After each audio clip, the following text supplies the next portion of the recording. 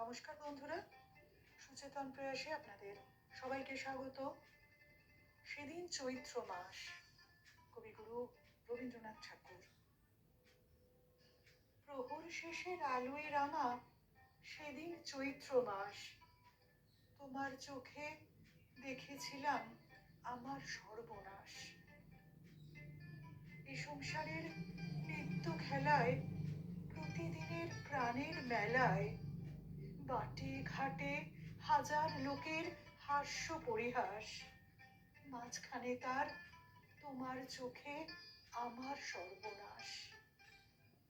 আমের বনে দোলা লাগে, মুকুল পড়ে ঝরে, চিরকালের চেনা গন্ধ হাওয়ায় ওঠে ভরে, মঞ্জরিত শাখায় শাখায়, মৌমাছিদের পাখায় পাখায়, ক্ষণে ক্ষণে বসন্ত দিন ফেলেছে নিঃশ্বাস, মাঝখানে তার তোমার চোখে আমার সর্বনাশ।